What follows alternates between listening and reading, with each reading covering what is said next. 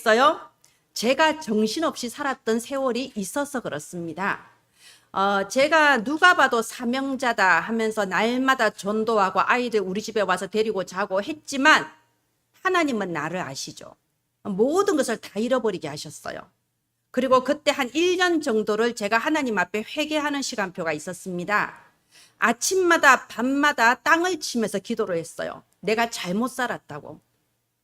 목사님은 나를 사명자라고 하고 성도들도 나를 사명자라고 했지만 저는 솔직히 말해서 잘못 살았어요. 왜냐하면 아무리 헌신하고 기도하고 전도해도 내가 주인공이었거든요.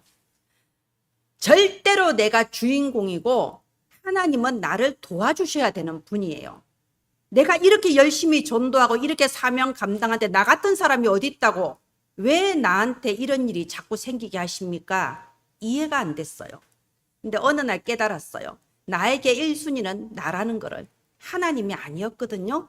그래서 그거 바꾸면서 회개하는 시간이 1년 반 정도를 날마다 통곡하고 회개했어요. 내가 오늘까지 잘못 살았지만 이 순간 다시 태어나게 해달라고, 거듭나게 해달라고. 다음날 또 기도해요. 내가 오늘까지 잘못 살았는데 나 오늘부터 새로. 다음날 또 기도해요. 오늘까지 잘못 살았는데 오늘부터 새로. 하나님께서 그렇게 목사님 통해서 언약하셨던 모든 축복, 내가 그렇게 기도했던 모든 응답, 그때부터 문을 열어 주셨습니다. 하나님은 전능하신 하나님입니다.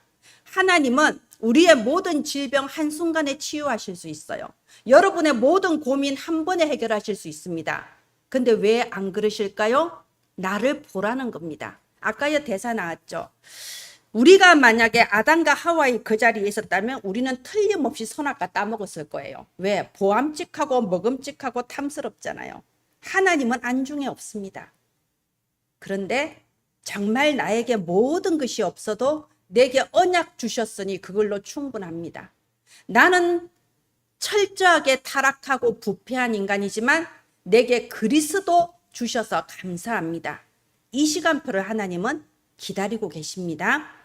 자, 오늘 약탈자를 이기는 힘입니다.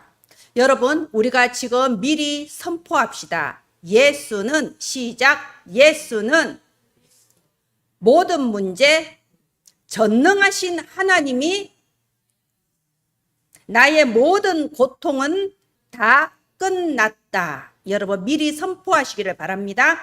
정말로 이것이 나의 믿음의 고백이라면 저와 여러분에게 남은 것은 하나밖에 없습니다. 기도. 우리는 기도만 제대로 회복하면 됩니다. 오늘 우리 제목이 오늘 약탈자를 이기는 힘이라고 되어 있습니다. 우리가 여기 1절에 보면요. 포악한 자에게서 나를 보존하소서. 또 여기 4절에도요. 나를 보존하사 포악한 자에게서 벗어나게 하소서. 포악한 자가 나오죠. 이 포악을 국어사전에는 사납고 악하다라고 해요. 이게 원어는 하마드인데요. 약탈하다, 탈취하다, 빼앗아가다, 한마디로 강도라는 뜻입니다. 여러분 사탄은 강도예요. 무엇을 빼앗아가냐? 그리스도 안에서 내가 받은 생명을 빼앗아가려고 하고요. 그리스도 안에서 내가 받은 모든 은혜를 빼앗아가려고 해요. 이 시간에 하나님의 말씀을 받지 못하게 여러분 마음과 생각에서 빼앗아가려고 해요. 여러분이 말씀을 듣지 못하도록 예배드리지 못하도록 끊임없이 혼미하게 만들고 분주하게 만들고 미혹하게 만들어서 약탈해가는 강도라는 겁니다. 오늘 또 하나님께서 여러분을 이 예배 부르시고 성령께서 여러분의 마음을 터치하셔서 여러분한테 주시는 그 은혜가 따로 있어요.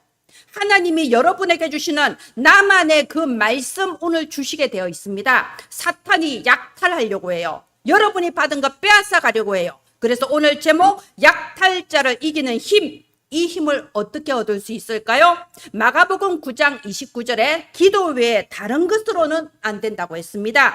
오직 기도 외에 다른 것으로는 결코 할 수 없습니다. 다른 내가 훈련을 많이 받았다, 포럼을 잘한다, 아무 필요 없습니다. 결국 기도예요. 자, 기도할 때에 나를 초월한 능력이 나타납니다. 여러분이 가지고 있는 모든 고민, 기도 외에 다른 것으로는 해결되지 않습니다. 여리고성이 어떻게 무너졌습니까? 전쟁을 했나요? 아니요. 기도했을 때 무너졌습니다. 히스기야 왕 때 아수르 군사 18만 5천 어떻게 물리쳤나요? 히스기야가 하룻밤 하나님 앞에 모든 것 내려놓고 기도했습니다. 왕의 자리 내려놓고 거친 삼베옷을 입고 머리를 풀어 헤치고 하나님 보시옵소서 하면서 진실하게 가장 낮은 자리에서 기도했을 때 한 번에 아수르 군사 18만 5천은 무너졌습니다.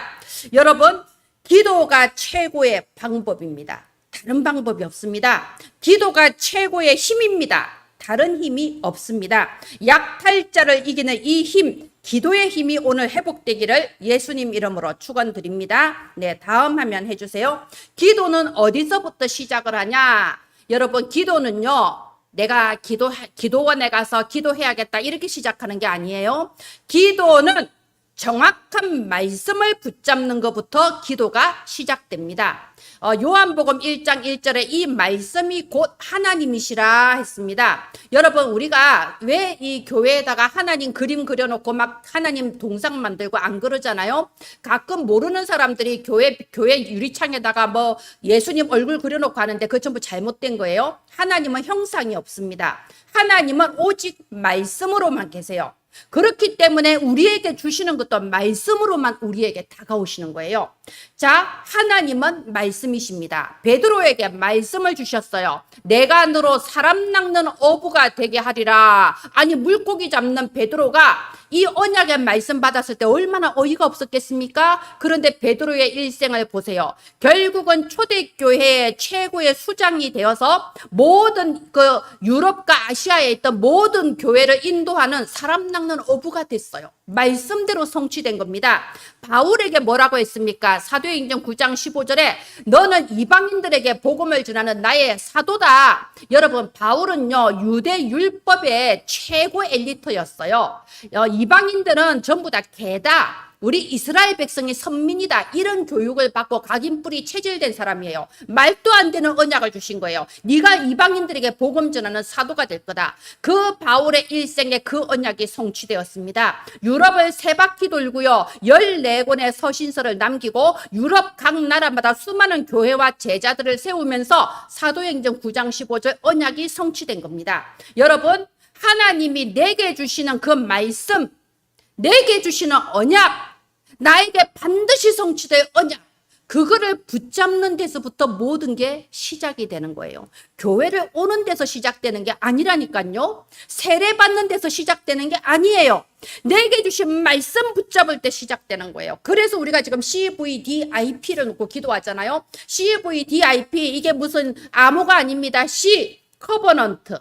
하나님께서 내게 약속으로 주신 말씀, 거기서 모든 게 시작되는 겁니다. 제가 신앙생활을 하고 있을 때요, 몇 년 지났을 때 어느 날 하나님 내게 말씀이 가슴에 확 부딪히게 하셨어요. 만민을 위하여 길을 들라. 이 말씀이 내 가슴을 막 뛰게 하는 거예요. 그래, 만민을 위해 길을 들어야지. 뭘 해야 될지 모르겠어. 아무튼 그 언약이 내 가슴에 확 부딪혔어요. 만민을 위해 길을 들어야겠다. 내가 어쨌든 모든 사람, 내 입장, 내 생각, 내 상황이 문제가 아니고 나는 만민을 위하여 길을 들어야 될 사람이다. 이게 딱 부딪힌 거예요. 그리고 이제 뭘 어떻게 해야 될지를 몰랐어요. 근데 그때 참 감사하게도 교회에서 매주 전도하는 교회였거든요. 그래서 교회가 그런 장을 만들어주는 게 중요해요. 우리가 4월부터 5월 2달 동안 우리가 그 전도했잖아요. 교회에서는 전도할 수 있는 장을 만들어줘야 돼요. 하기 싫은 사람 안 해도 돼요. 그런데 어떤 사람은 그것이 인생을 바꾸는 기회가 되기도 합니다. 제가 교회에서 하는 전도, 나는 원래 충성된 사람이니까 하라는 대로 다 한 거예요. 따라간 거예요. 그러다 보니 어느 날 두 번째 말씀이 내게 임했어요. 날마다, 바울이 날마다 회당에 가서 사도행전 5장 42절에 날마다, 이 날마다가 내게 탁 부딪힌 거예요. 그래서 그 언약의 말씀 붙잡고 날마다 초등학교 운동장에 전도를 하러 가기 시작했어요. 날마다 한 번 말씀이 딱 부딪히니까 하게 되더라고요. 그러다 보니 하나님께서 어느 날 모든 시간표를 바꾸시고 많은 사람 앞에 사도행전 1장 8절 땅 끝까지 예수 그리스도 증인될 수 있도록 계속 내 인생을 이끌어 나오셨습니다. 여러분, 내 인생에 주신 그 언약을 붙잡는 게 모든 것의 출발입니다. 여러분, 오늘 그래서 우린 예배 드립니다. 여러분, 예배 왜 드리나요? 우리가 지금 개모임 하러 왔나요? 사람들 만나서 교제하려고 왔나요? 아니요. 여러분이 이 시간에 잠을 포기하고 와서 하나님께 내 시간을 드리고 내 물질을 드리고 여러분의 헌신합니다. 하나 받아가려고 하는 거야. 뭘 받아가나요? 말씀 받아가려고 하는 거잖아요.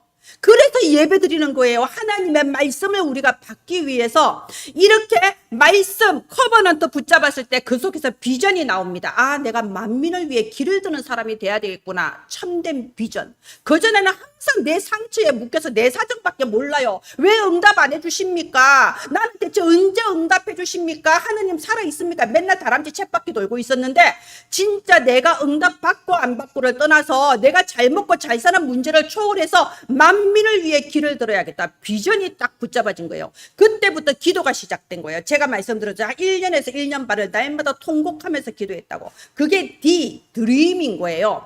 하나님, 정말 나는 능력도 없고 나는 가진 것도 없고 나는 나이도 많고 내 환경 어렵지만 말씀대로 이루어 주옵소서. 만민을 위해 길을 들게 하옵소서. 내가 의지할 것은 하나님밖에 없습니다. 누가 나를 도와주겠습니까? 하나님밖에 없습니다. 이 드림의 시간을 거쳤을 때 어느 날 이미지는 하나님의 능력이 내게 임한 겁니다. 그래서 프랙티스, 하나님은 내 인생에 작품을 남기는 인생, 237 나라 땅끝까지 영원한 유산을 남기는 전도자의 인생이 되도록 프랙티스. 그래서 이게 CVDIP라는 거예요. 출발이 뭔가요? 언약에서 시작하는 거예요. 내 사정과 환경에 상관없이 하나님 주신 정확한 언약.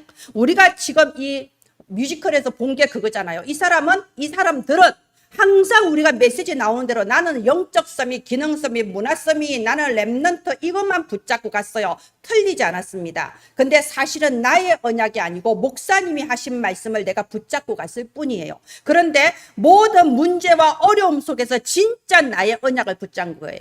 내가 정말 예수가 그리스도, 이거 진짜 내가 믿었냐는 거예요. 진짜 내 한 조금만 문제가 생겨도 나는 사정없이 흔들려 버렸는데 내가 믿었나? 안 믿었구나. 안 믿었던 거예요. 그냥 버스 타고 가듯이 그냥 실려갔을 뿐이에요. 하나님은 우리를 너무 사랑하셔서 그렇게 두지 않습니다. 반드시 나의 언약을 붙잡고 시작하게 하십니다. 내가 신앙생활을 아무리 오래 해도 하나님이 주신 나만의 언약이 없으면요, 남들 따라가게 돼 있어요. 버스 타고 다니게 돼 있다니까요. 버스는 기사가 운전한 대로 끌려가잖아요. 어디 가면 좋다더라 우르르 따라가고, 누가 이렇게 한다더라 나도 해보자. 전부 다 우르르 끌려다니는 신앙이 되는 겁니다. 여러분, 우리는 이 영적 세계, 내 마음과 생각을 말할 때 욕조를 많이 예를 듭니다. 욕조, 목욕하는 욕조 아시죠? 그 욕조에 하루 이틀 한 달 두 달 때가 계속 쌓였다고 생각해 보세요. 때가 켜켜로 몇 년을 두고 쌓였어요. 이거 어떻게 청소해야 될까요? 방법은 하나예요. 여러분, 위에서 물을 틀어서 새로 물을 채워야 돼요. 밑에 뚜껑을 빼고 위에서 계속 물을 채워 넣어야 더러운 물이 빠져나고 새 물이 들어와요. 내 마음속에 있는 과거의 상처와 내 생각이 켜켜이 쌓여있는 더러운 때와 같아요. 여러분, 공자가 말했습니다. 나이 40이면 불혹의 나이라고 했습니다. 불혹이 무슨 뜻이냐? 유혹을 안 받는다. 이건 좋게 표현한 거고요. 나쁘게 말하면 누가 무슨 말을 해도 그 말을 안 듣는다는 뜻이에요.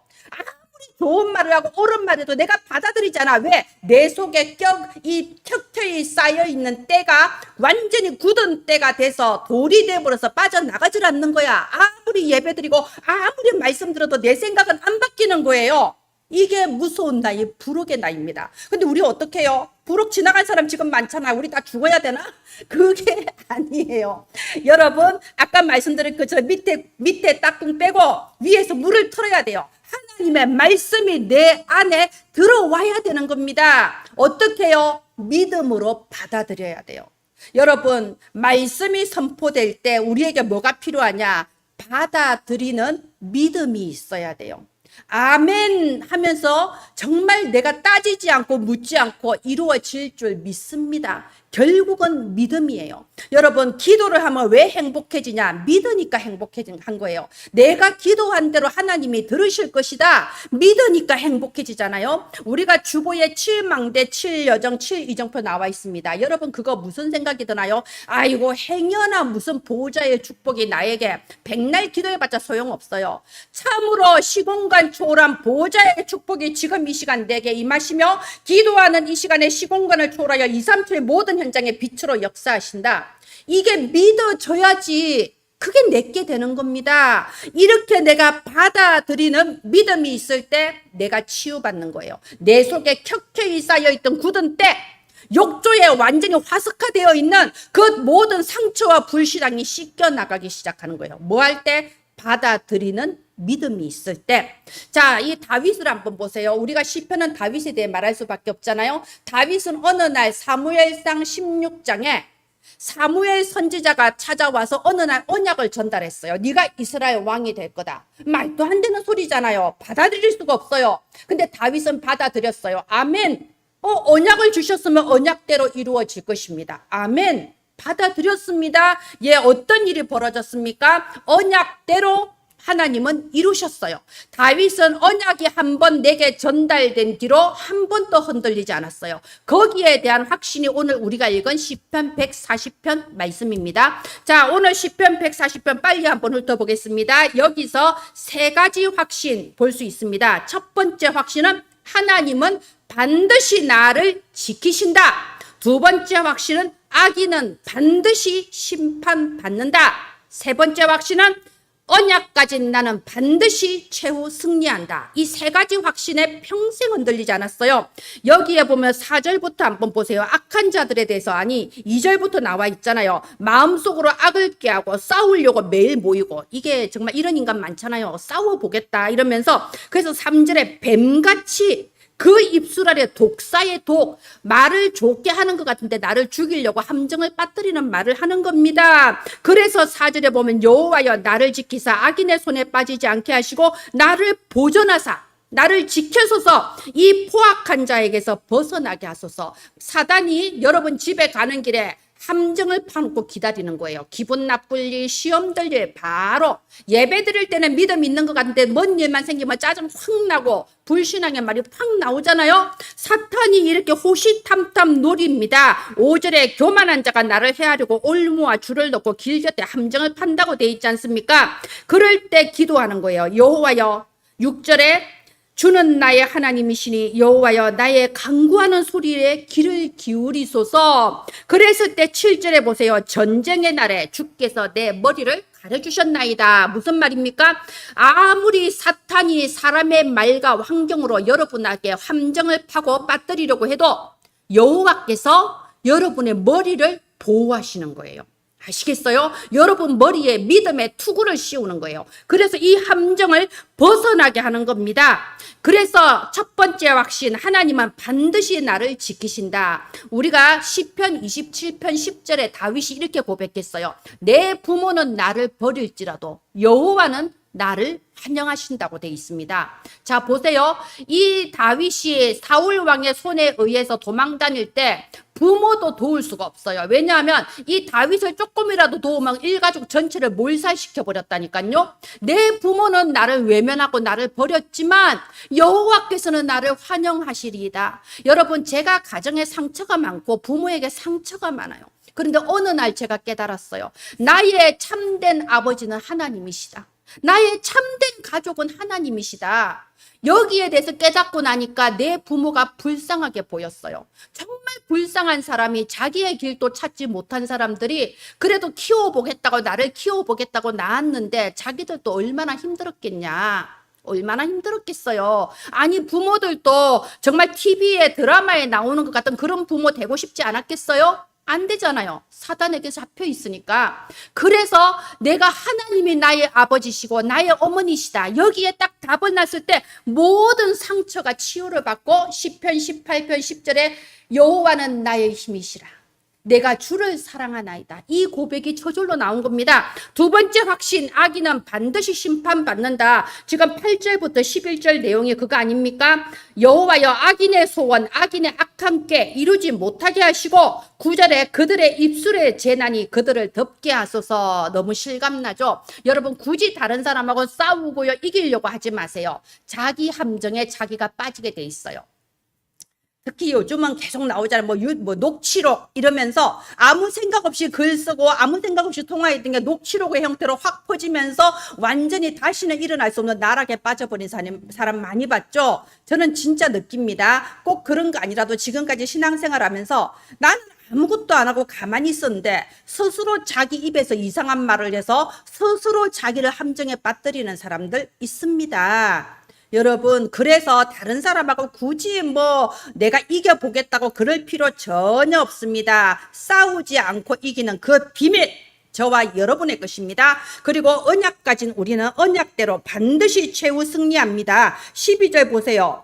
12절 13절 우리 함께 읽겠습니다. 시작. 내가 알거니와 여호와는 고난당하는 자를 변호해 주시며 궁핍한 자에게 정의를 베푸시리이다. 진실로 의인들이 주의 이름에 감사하며 정직한 자들이 주의 앞에서 살리이다. 우리는 하나님 앞에서 사는 사람이에요.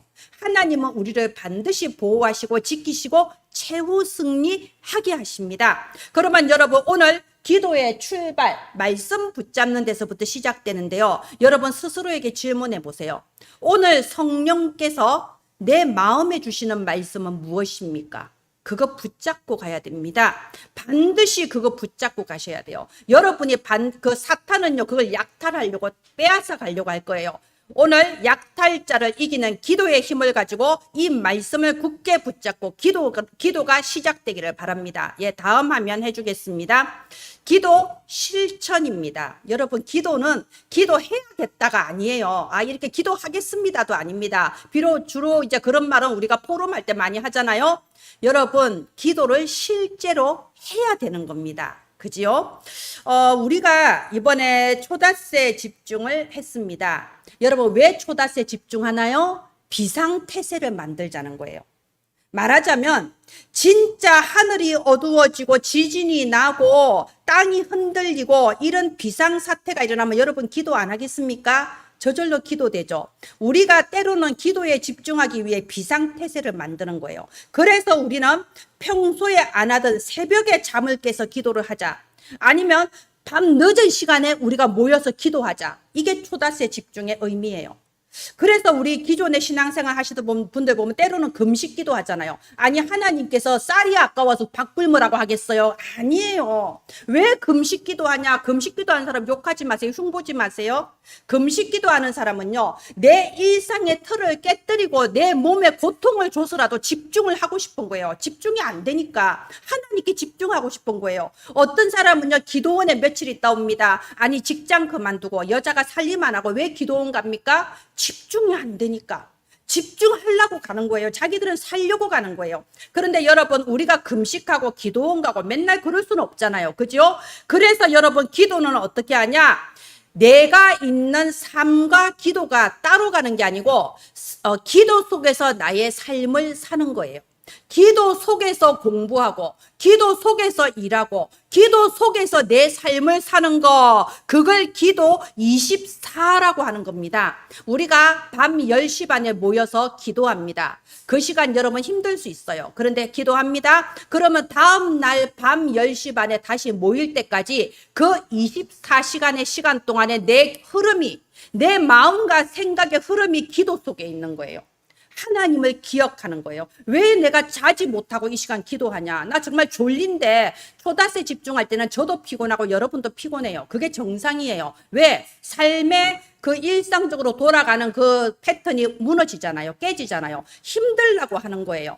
패턴이 깨지라고 하는 겁니다. 그래서 왜 내가 이렇게 힘들어야 하냐? 내가 집중하겠다는 겁니다. 우리가 이렇게 기도 속에서 나의 24가 흘러가는 사람은요, 세 가지 결과가 나옵니다. 첫 번째, 가는 곳마다 성령 인도 저절로 받습니다. 내 영적 흐름이 하나님께로 이미 향해 있기 때문에요, 저절로 가는 곳마다 성령 인도가 되어집니다. 두 번째, 이런 사람이 예배를 드리면요, 하나님이 미리 응답해 주십니다. 미리 응답이 뭔가요? 말씀을 주신단 말이에요. 실제 응답, 눈에 보이는 응답 이전에 말씀으로 미리 응답을 주시는 겁니다. 이런 사람이 예배 드리면요, 와, 이 말 나와요. 어떻게 하나님이 내 사정을 아시고 이렇게 정확하게 말씀 주시냐? 이게 예배예요. 그리고 이런 사람이 현장에 가면요, 드디어 현장이 변화되기 시작합니다. 많은 사람들은 현장에 변화가 일어나야 응답이라고 생각하죠. 아니요. 그 전에 이미 응답은 온 거예요. 그래서 현장에 흑암이 꺾이고 하나님의 나라가 임할 때 여러분이 전문성과 빛의 경제력을 누리는 기능 서밋, 여러분이 있는 현장에 전도가 되어져서 확실한 제자가 세워지는 문화 서밋이 그때부터 시작되는 겁니다. 여러분, 오늘부터 실천하세요. 정말 오늘의 기도가 돼야 돼요. 내일 한다 소용없어요. 잠언 27장 1절에 내일 일을 자랑하지 말라고 했습니다. 우리는 내일 일은 몰라요. 오늘 승리하고 오늘 힘 얻어야 되는 겁니다. 여러분이 오늘의 말씀을 붙잡고 오늘의 기도를 실천하면요, 어느 날 발견합니다. 내가 어느새 응답의 자리에 와 있구나. 내가 어느새 성공의 자리에 와 있구나. 내가 어느새 정복의 자리에 와 있구나. 여러분, 기도 응답은 어느 날 발견하는 거예요. 내가 노력해서 만들어내는 게 아니에요. 하나님이 주시는 거거든요. 어느 날, 아니, 어느새 되어 있네? 근데 여러분, 질문하셔야 돼요. 내가 어떤 언약을 붙잡고 있냐? 나는 기도하면 응답 받는다는데 나는 어떤 기도 응답을 받았냐? 그렇게 전도하려고 애쓰고 기도하는데 내게 어떤 하나님이 하시는 성령의 역사로 되어지는 전도 역사가 내게 어떻게 나타났나? 계속 질문하셔야 됩니다. 자, 세 번째 해주세요. 예, 기도의 응답은 전도를 통해서 옵니다. 여러분, 우리가 헬렌 켈러 유명하니까 아실 거예요. 어린이들이 위인전을 사면 그 속에 헬렌 켈러는 꼭 끼어 있습니다. 헬렌 켈러 아시다시피 태어날 때부터는 아닌데요. 어릴 때 약을 잘못 먹어서 눈이 보이지 않고 귀가 들리지 않는 장애인이었어요. 눈이 보이지 않고 귀가 들리지 않으니까 당연히 말도 할 줄 몰랐어요. 근데 짐승이나 마찬가지예요. 그래서 어느 날 이 집에서 이제 가정교사를 초빙했는데, 이 가정교사는 쉽게 말해 뭘 가르치라는 게 아니고 얘를 좀 전담해서 보살펴 달라, 보모처럼 이제 구하는 거죠. 이 앤 설리반 선생이 거기에 가정교사로 갔습니다. 그런데 그 앤 설리반 앞에 벌써 여러 명 하다가 그만뒀어요. 아니, 말도 할 줄 모르고 보지도 못하고 귀로 듣지도 못하는 이런 아이를 어떻게 돌보겠어요. 앤 설리반이 가니까 가족의 식사 시간이었는데 헬렌 켈러는 자기 앞에 접시 하나 놔두고 접시에 모든 음식물이 막 개죽처럼 막 섞여 있는 거예요. 그리고 스푼, 포크 이런 거 들 줄 몰라 손으로 그걸 막 이렇게 집어 먹는 거예요. 근데 동물이나 마찬가지인 거예요. 앤 설리반이 그걸 보고 너무나 놀랐어요. 이러면 안 된다고. 인간의 존엄성을 찾아야 된다고. 얘도 스푼과 포크를 줘야 된다고. 그러니까 부모가 내버려 두라는 거예요. 얘는 안 된다는 거예요. 그냥 편하게 살게 놔둬라. 애를 힘들게 하지 마라. 그런데 앤 설리반은요, 끝까지 포기하지 않고 그 아이를 붙잡고 스푼과 포크를 들고 먹어야 돼. 계속 못 알아들어. 계속 말해. 그리고 그 아이한테 이 글을 가르치는데 생각해 보세요. 이 아이는 지금 동물이나 마찬가지예요. 그죠? 그런데 이 헬렌 켈러가 나중에 자기가 대학도 가고 전 세계 돌면서 하나님의 은혜를 간증하는 사람, 박사가 되거든요. 이 헬렌 켈러의 책에 이런 부분이 있습니다. 항상 이 앤 설리반 선생은 나를 힘들게 하는 사람이었을 뿐인 거예요. 나를 항상 저지하고 힘들게 하는 사람일 뿐이었어. 그런데 어느 날, 그날 또 앤 설리반이, 이 선생님이 이 막 물을 털어서 이 헬렌 켈러한테 막 물을 막 느끼게 하는 게, 물을 느끼게 하면서 손을 붙잡고 손바닥에다가 워러라고 글자를 계속 쓰는 거예요. 수십 번, 수백 번, 수천 번. 이게 헬렌 켈러한테 어떤 느낌이었겠어요? 손가락이 간지럽다 이거밖에 없었을 거 아니에요? 근데 어느 날 번개처럼 정말 하늘에서 빛이 비치는 것처럼 갑자기 이해가 됐대요. 이게 워로구나. 선생님이 지금 내 손바닥에 쓰는 이게 이거구나. 이게 성령의 역사가 아니면 불가능한 거예요. 빛이 비치니까 깨달은 거예요. 그때부터 시작돼서 헬렌 켈러가 글자를 배우기 시작하고 이 세상의 사물이 좀 의미가 있고 글자가 있다는 걸 알기 시작한 거예요. 헬렌 켈러의 표현대로 나는 그전에 동물같이 동물의 그 영에 갇혀 있었는데 갑자기 빛이 비쳤다. 이래 돼 있거든요. 앤 설리반이 헬렌 켈러에게 전도를 한 거예요. 자, 그러면 앤 설리반은 어떻게 그럴 수 있었을까요? 여러분 이거 아셔야 돼요. 앤 설리반이 원래 정신병이 있었어요. 어머니 아버지 돌아가시고 의지하던 동생까지 병으로 죽고 나서 큰 정신적인 충격을 받아서 정신착란과 우울증이 찾아온 거예요. 예, 여러분 그때 시대에 정신병원에 가면 치료합니까? 그냥 가둬놓는 거예요. 동물처럼. 자기는 지하에 갇혀가지고 날마다 죽고 싶은 생각만 하고 갇혀 있는데 자기한테 날마다 밥을 갖다 주던 간호사가 있었대요. 이 간호사가 밥을 갖다 주면서 항상 하는 말, 하나님은 너를 사랑하신단다. 넌 하나님의 자녀야. 하나님은 너를 사랑하셔. 이걸 하루도 안 빠지고 말을 하는 거예요. 설리반은 그게 귀에 안 들어오죠. 자기는 지금 죽고 싶고 정신적으로 혼란스럽고 착란에 빠져 있는데. 그런데 어느 날 그게 받아들여지는 거예요. 제가 말했죠. 받아들이는 믿음이라고. 어느 날 하나님이 나를 사랑하시는구나. 내 어머니 아버지 돌아가시고 내 동생도 죽고 나 같은 사람 세상에 왜 태어났나 했는데 하나님이 나를 사랑하시고 나의 아버지가 되시고 내가 태어난 데 이유가 있구나. 이걸 깨달은 거예요. 그래서 그 간호사는 누군지도 몰라. 이름도 안 남았어요. 그런데 그 간호사의 오늘의 전도 속에 설리반이 살아났고 이 설리반이 남들은 다 포기하고 부모조차 포기한 헬렌 켈러를 빛을 비추게 도우는 역할을 한 거예요. 여러분 이게 전도예요. 여러분 우리는 기도 응답 받고 싶습니다. 무엇을 통해서 오냐? 통로를 알아야 돼요. 우리가 받는 그 기도의 응답은 전도를 통해서 오는 겁니다. 그 누가 뭐라 해도 하나님의 응답은 정확하게 옵니다. 여러분, 그래서 여러분이 지금 우리 여기 합심 기도 제목 보세요. 주보에 제가 합심 기도 제목 바꾸었습니다. 이제 그 중앙아시아 렘넌트 수련회도 끝났기 때문에 몇 가지 바뀐 부분이 있습니다. 여러분이 지금 광주 광역시에 살고 있지만 이 은혜나무교회 합심 기도 제목을 가지고 237 나라 렘넌트 전도 운동을 위해서 기도하는 거예요. 하나님, 나는 항상 이 자리에 못 박혀서 다람쥐 쳇바퀴 돌고 있지만 237 나라 바라보며 렘넌트 전도운동 일어나게 하소서. 이렇게 기도할 때에 생사화복의 주관자이신 하나님께서 여러분 앞에 문을 열어주시는 거예요. 그렇게 할 수 있는 만남을 주시고 경제력도 주시고 다 주시는 겁니다. 오늘 여러분 아까 그 뮤지컬 기억하세요. 나는 도대체 무엇을 믿고 있나? 응답받아야 하나님입니까? 잘 돼야 하나님입니까? 그거는 결국 창세기 3장, 6장, 11장을 믿고 있는 거예요. 평생의 신앙생활 해도 소용이 없어요. 우리 디모데후서 나오잖아요. 평생에 항상 배우나 끝내 진리에 이르지 못했다고. 잘못하면 그렇게 되는 겁니다. 나는 무엇을 붙잡고 있냐? 나는 어떤 언약을 하나님께 받았냐? 매주 예배 드리는데 어떤 말씀을 내가 믿음으로 받았냐? 내가 내 현장에 나타나는 저 전도 제자의 응답이 대체 뭐냐?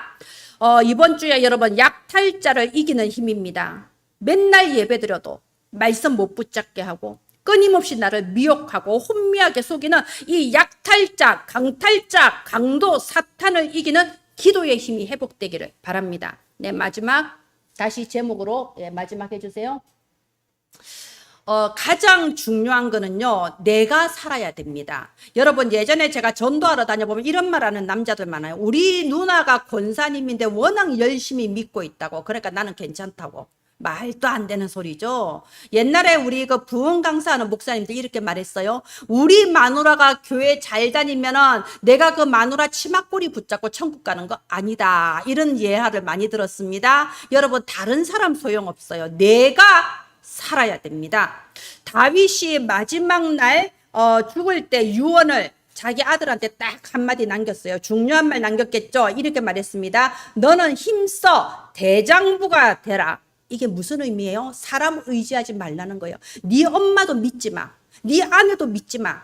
네 형제들도 믿지 마. 네 신하들도 믿지 마. 원래 내가 좋을 때는 다 나한테 좋은 말 하게 돼 있어요. 그죠? 아무도 믿지 마. 네가 힘써서 너 스스로 대장부가 돼. 나의 신앙을 세워야 되는 겁니다. 여러분 개인이 오늘 내게 주신, 하나님이 내게 주신 오늘의 말씀 붙잡고 혼자 기도해서 혼자 응답 받아야 돼요. 그래야 다른 사람 살릴 수 있어요. 이 유언을 붙잡은 솔로몬이 1000 그 제자를 드렸잖아요. 딱 왕이 돼서 처음으로 한 일이 1000일 3년에 걸쳐서 날마다 양의 피제사를 드렸습니다. 왜? 내가 살아야 되니까. 이 솔로몬이 무슨 말을 남겼습니까? 너는 너의 창조주를 기억해라 라고 했습니다. 여러분, 하나님이 한번 치시면 건강도 없어지고 가족도 없어지고 돈도 없어져요. 하나님이 주시면 잃어버렸던 거 다 회복됩니다. 모든 게 하나님 손에 달려 있습니다. 그래서 가장 지혜로운 솔로몬이 뭐라고 했죠? 너는 너의 창조주를 기억해라고 했습니다. 사탄은 끊임없이 우리에게 있는 것을 빼앗아 가려고 해요.